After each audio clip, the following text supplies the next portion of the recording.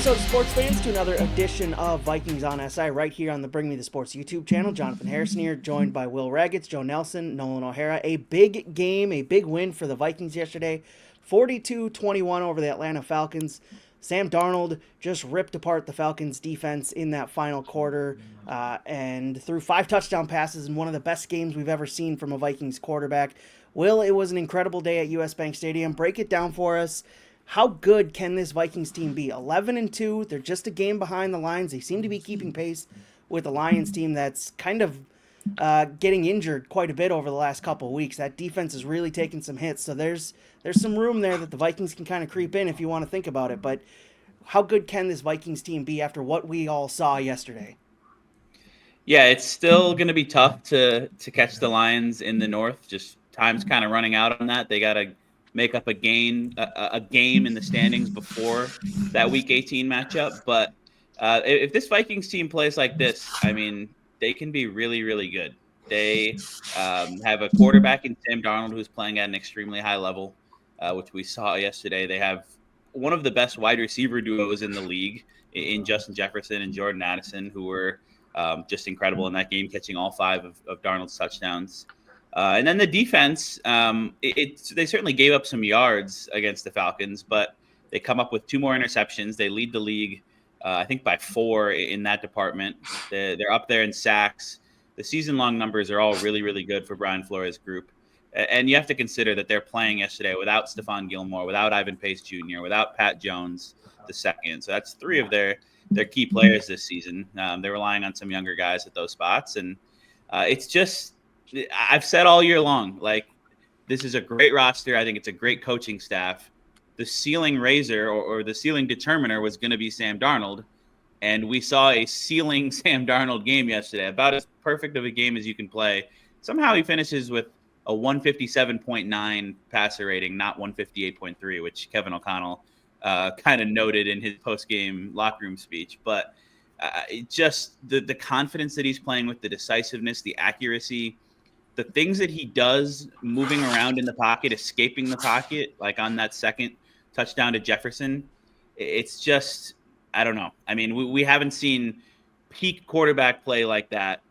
Arguably, we never saw it during the Kirk Cousins era, because as great as Kirk was at times, he never had that element of making things happen outside of structure when the play breaks down, and just the pure size and arm strength that Darnold has as a former number 3 overall pick. So I think this Vikings team can be really good. It's going to be tough, of course, if they are the 5 seed and they have to go on the road opening the playoffs, but they can beat anybody. They can certainly play with anybody, and they can beat anybody when they're playing like this. That's the best quarterback game I've seen from the Vikings since Brett Favre back in 2009. Kirk had some good games. I mean, you go back to the Lambeau game where they came back in the second half and he rallied the troops and they ended up tying. I think that was 2018, his first game here. He's had some other great games at Lambeau. Even last year before he tore his Achilles, it was a great game at Lambeau Field. Just some tremendous performances from Kirk in the past, but this was a dazzling display. I mean, just from the athletic standpoint, the escapability, and then to do things on the fly, and then the beauty of it all. Like, I think he threw 4 deep passes in Sunday's game against the Falcons. 3 of them were completed, and the other one wound up being a 47-yard pass interference flag on Jordan Addison. So, I mean, it was marvelous to watch. It reminded me, and I wrote a story about it for Vikings on SI, of the 1998 Vikings with Randall Cunningham lobbing bombs all over the field to Randy Moss, Chris Carter, and Jake Reed. And I went back and looked up the numbers. Cunningham led the NFL in 1998 with 55 completions of 20-plus yards and 19 completions of 40-plus yards. Now, you rarely get up towards 20, 40-plus yard completions in a season. I think Dante Culpepper had 18 of those in his electrifying 2004 season. Donovan McNabb had a season with 20.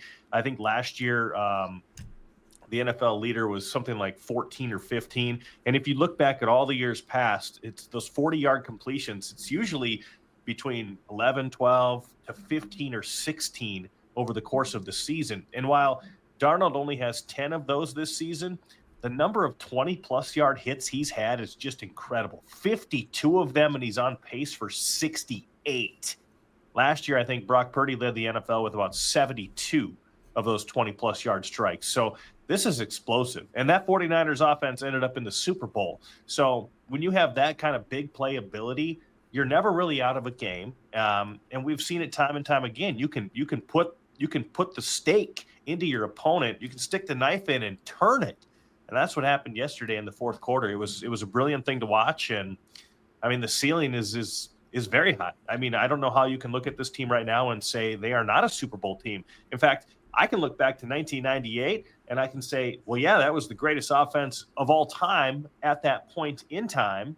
But the defense was middling. It was a middle of the pack defense. This year, the Vikings, if they get a ceiling game from Sam Darnold, that's one of the best offenses in the NFL, and they already have one of the better defenses in the NFL. So you cannot look at this team and count them out from a deep playoff run and being a legitimate Super Bowl contender this year.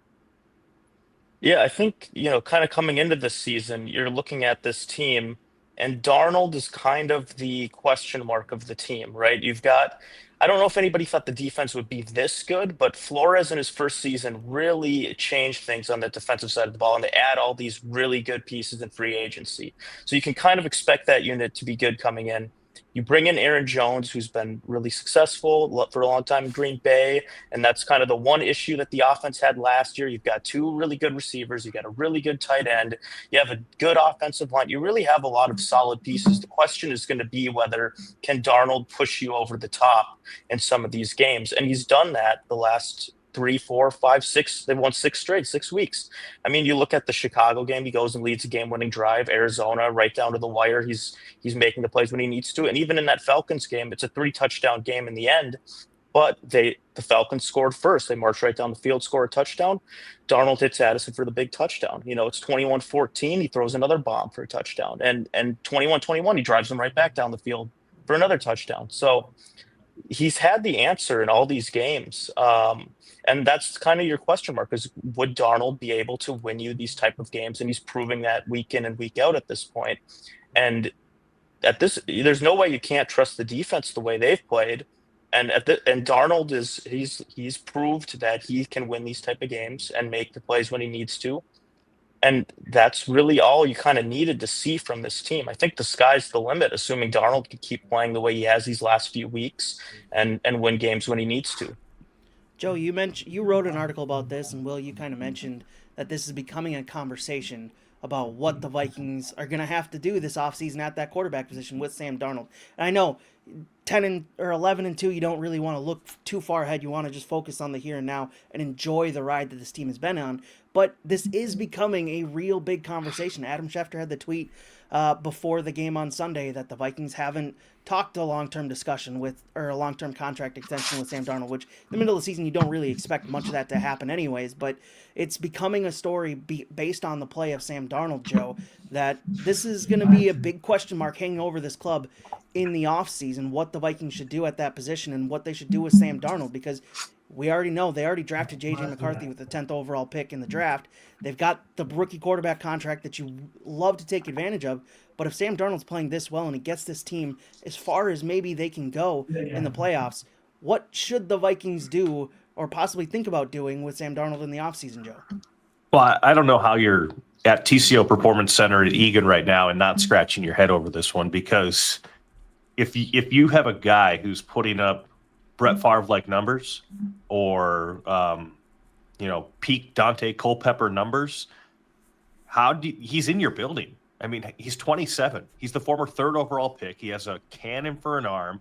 The escapability is phenomenal. Sure, he makes some boneheaded plays every now and again, but what if this is really like a late development from all those years of playing for mediocre, poorly run teams? Like, now he's getting into this beast of a playoff run and learning that, oh my God, I am really good. It's like he's rediscovered USC Sam Darnold. The buy-in factor, it wasn't just from everybody in the world, the outsiders. He probably had to buy into himself once again. And now it's happening. He's 27. I don't know how you have a guy of this ability in your building and the opportunity to sign him, and you would just say, we're gonna hand the reins to JJ McCarthy. That was the plan. We can't deviate. This has become a much bigger discussion than anybody thought it would be. And I don't think the Vikings could have anticipated Darnold playing at this level. So you have to have the discussion. And if you end up, giving some of your $76 million in cap space in 2025 to Sam Darnold, I don't think anybody can fault them for that. I mean, it actually has become a big risk to let him walk into free agency and go play for another team, because you have a complete unknown in JJ McCarthy, where Darnold has now put 13 weeks on tape to say, hey, man, I'm your guy. You want me or not? It's going to cost you, but the ceiling is very high with me, as I have proved. And now you have a big decision to make. Yeah, it is definitely becoming a discussion. And I did not think that was going to be the case, quite frankly, because the Vikings came into this season and the plan was very clear that this was going to be a one-year kind of prove-it situation for Sam Darnold. They wanted him to play as well as he could and go earn a big contract, a big Baker Mayfield 3-year, 110 million from somebody else next year. And then the Vikings were going to go with JJ McCarthy and figure out some other bridge or backup or situation, which now could be Daniel Jones. And even before yesterday, like when the Adam Schefter tweet comes out, and I roll my eyes because it's like these national insiders just sometimes tweet things that are like, yeah, that's obvious. That's been the plan this whole time.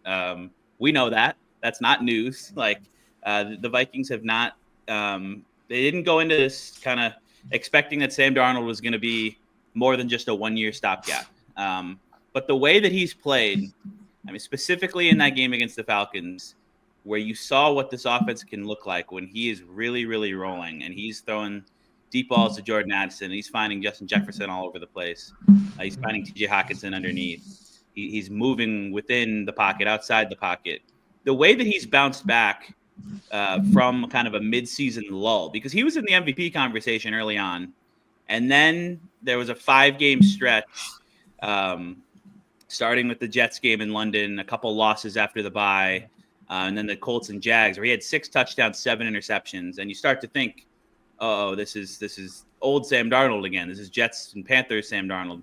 The way that he's bounced back from that, the mental resiliency that he's shown to then just go on this tear of 11 touchdowns, 12 total touchdowns with a QB sneak, no interceptions over the last 4 games.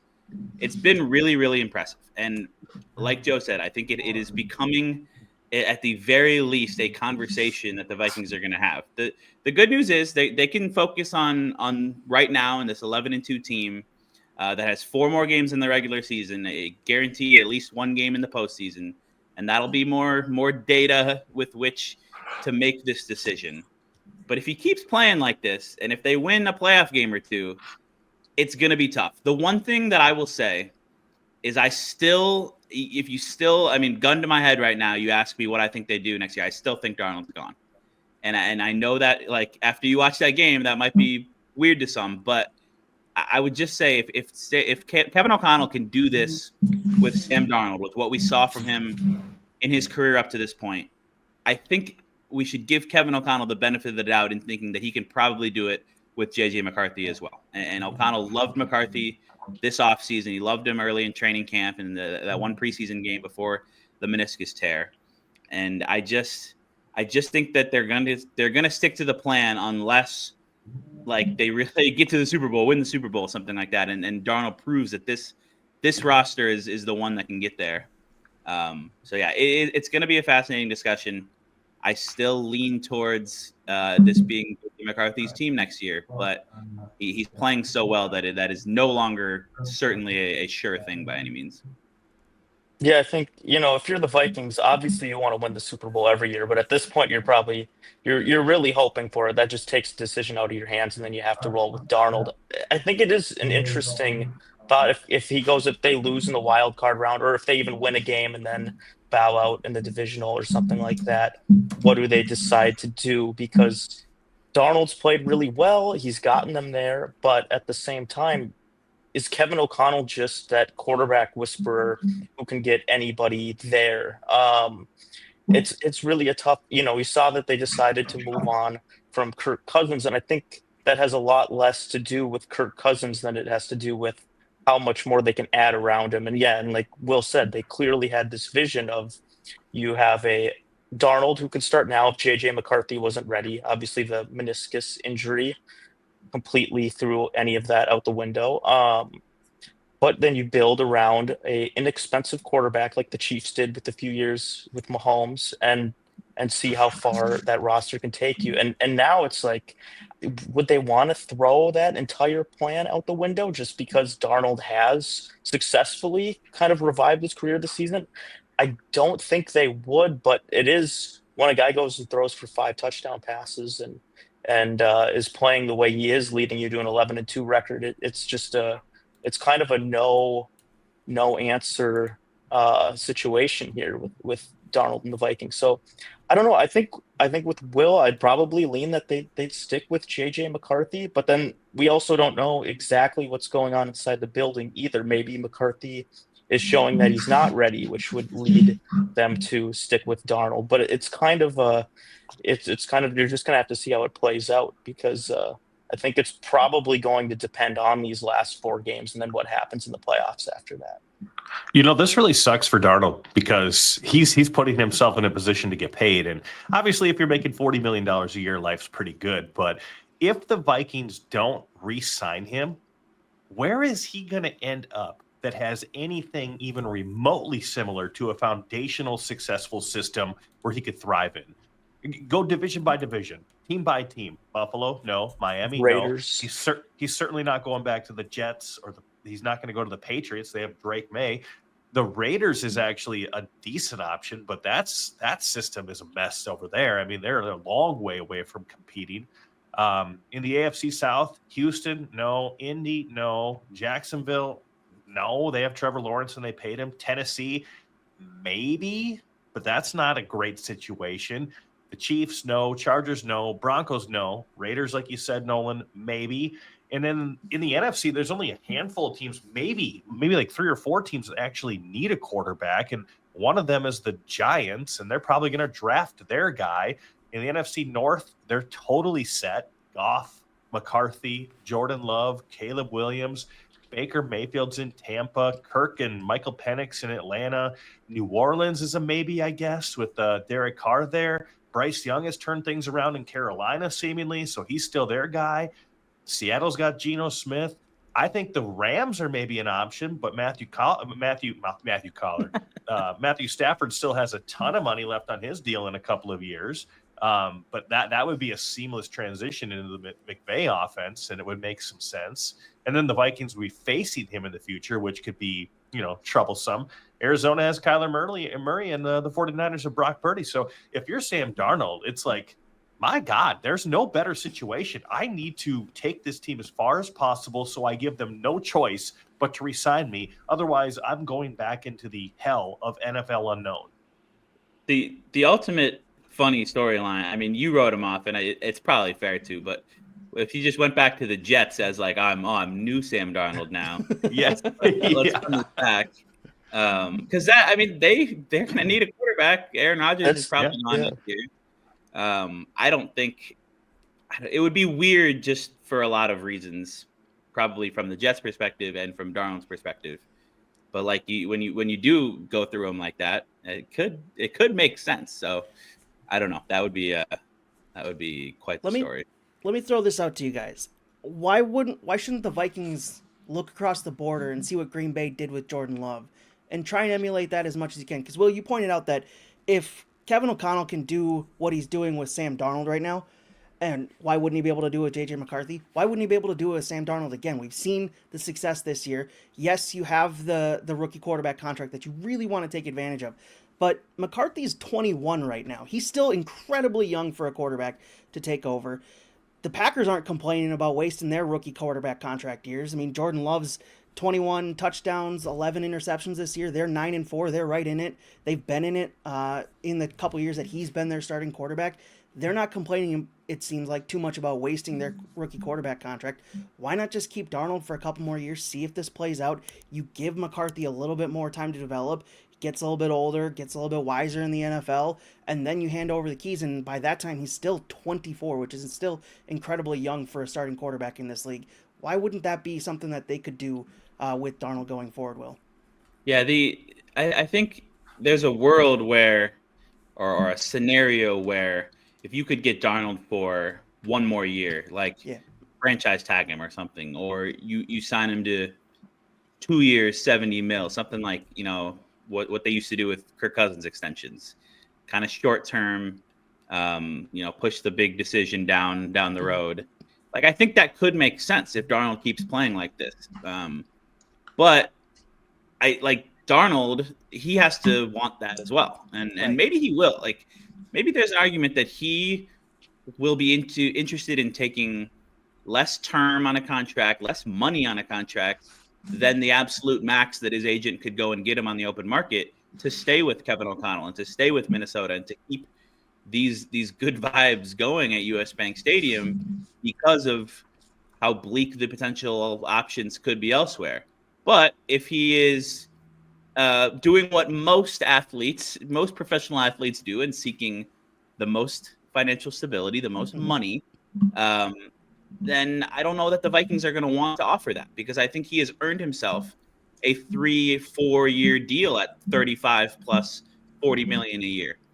Like, we've been talking about what the Buccaneers gave Baker Mayfield, but like this could creep up towards what the Falcons gave Kirk Cousins last year if Darnold keeps playing like this. And I just don't think the Vikings want to give him that. So it would have to be something where the two sides meet in the middle on something that works for both parties. Because if you give a 3-4 year deal to Darnold, then the JJ McCarthy pick is just kind of wasted in the sense that you wouldn't be getting anything out of his rookie contract. So I that's what makes this all so fascinating. It's why I still think Kwesi Adofo-Mensah is going to stick to the plan. But yeah, I mean, the next couple months of football could change things quite a bit. The Baker Mayfield comparison is a good one on a bunch of different levels, but statistically, and I think these statistics matter when it comes to negotiating contracts. Baker Mayfield got his 3-year, $90 million contract after throwing for 4,044 yards, 28 touchdowns, and 10 interceptions. Let me check my watch here. That's what Darnold's got right now, basically. Looks like Darnold has that right now, 28 and 10. So, I mean, the guy is lighting up the NFL. Baker's passer rating before he got his contract was 94.6. I think Darnold's up to like 108 right now.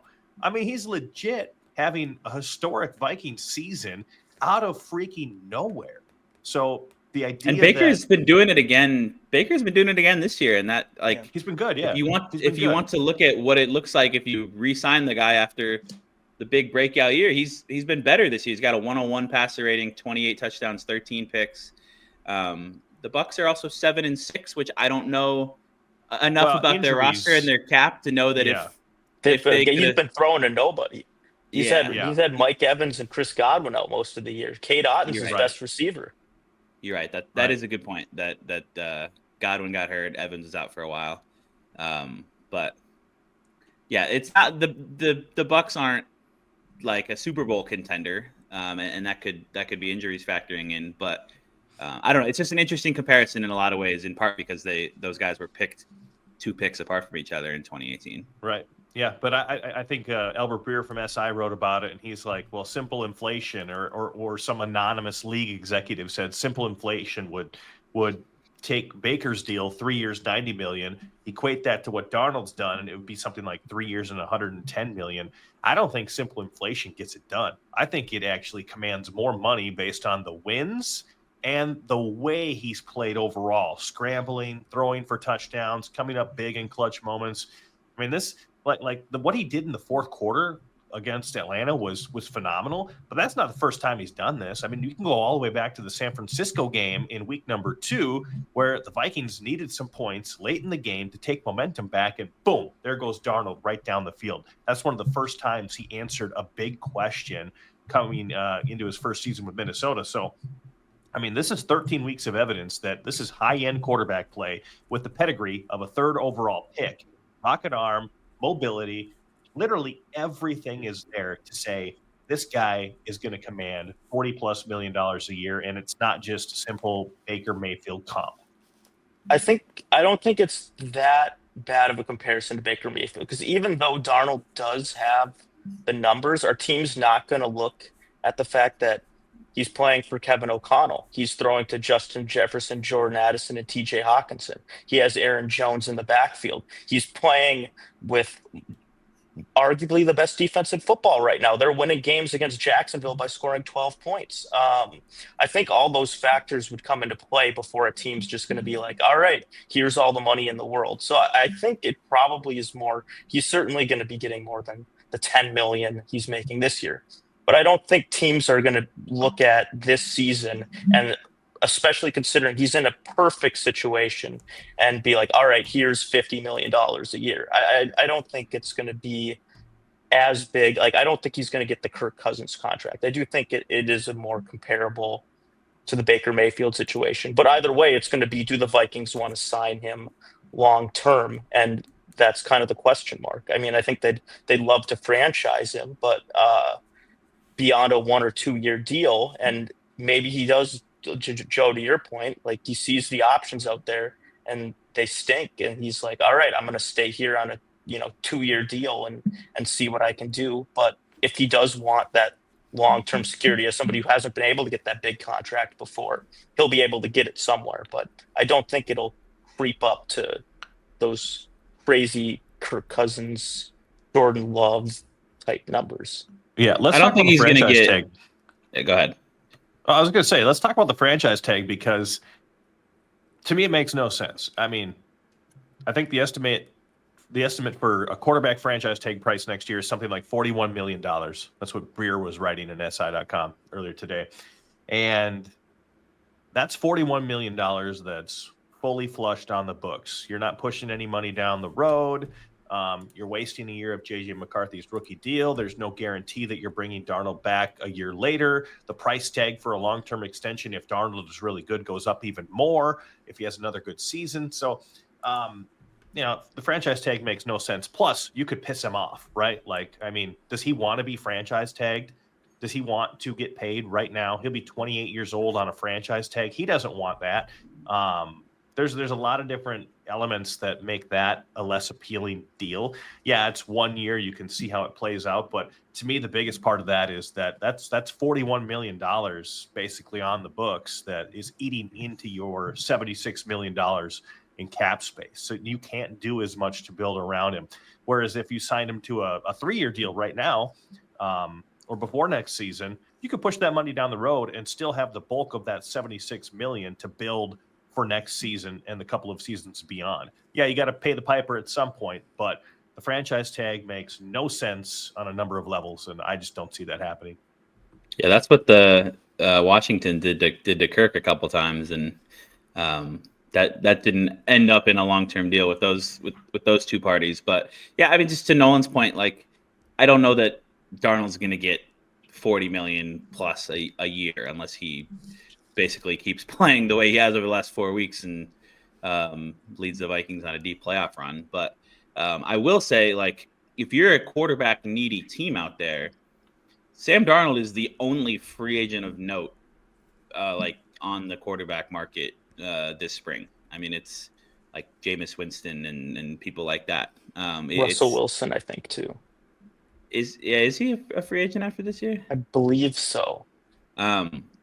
I was looking at I don't think he was on the list I was looking at, but it's possible. But just Darnold, like, I think you would want him to come in and you tell him, hey, like, everything you learned from Kevin O'Connell and the Vikings, like, bring that here. Like, let's try to replicate some of that here. And I mean, you look at the quarterback draft class too, and there aren't slam dunk things there like there have been just this past year or in previous classes. Like, it's Cam Ward and Shadur Sanders and Jalen Milroe. Like, there's a lot of question marks with these quarterbacks. So I think Darnold is going to be quite possibly the most sought after quarterback by quarterback needy teams this offseason, which could drive the price up and maybe counteract some of the hesitancy with, oh, he's coming from such a perfect situation. So it's going to be a fascinating thing. The kind of final thing I would say on it, like the overarching thing, is I think Kevin O'Connell has earned the benefit of the doubt and earned the right to make this decision.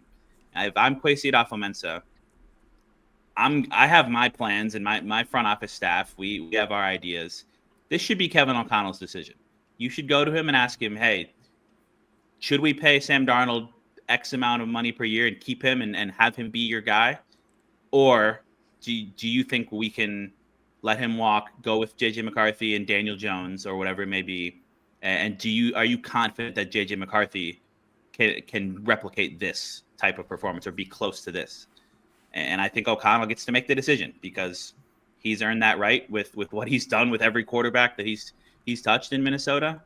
And that's why I think O'Connell's answer would be he can do this with McCarthy because of the tone that he used and the way that he spoke about McCarthy this offseason. And then even after the meniscus tear, he said, we are confident that we have found our guy for the future.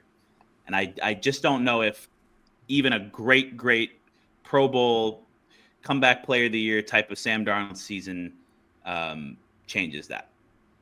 Yeah, it'll certainly be incredibly fascinating to watch how this plays out over the rest of the season and into the offseason. One final question I have for you guys off of what we saw yesterday and more or less what we've seen over the past couple weeks. Is there reason to be concerned, and this is going to take a different shift, a different tone here, is there reason to be concerned about the Vikings defense? You look at the numbers they've given up over the past 3 weeks alone. Almost 400 yards, just 2 yards short to the Chicago Bears they gave up. They've given up 400 yards to the Cardinals and Falcons in consecutive weeks. They've been torn apart in the running game the past 2 weeks, 154 to the Cardinals. Now Kyler Murray was like 42 of that or something like that. And then 158 yesterday to the Falcons. And the running game for the Falcons looked pretty dang threatening at times yesterday. Is there reason to be concerned as this season has gone on?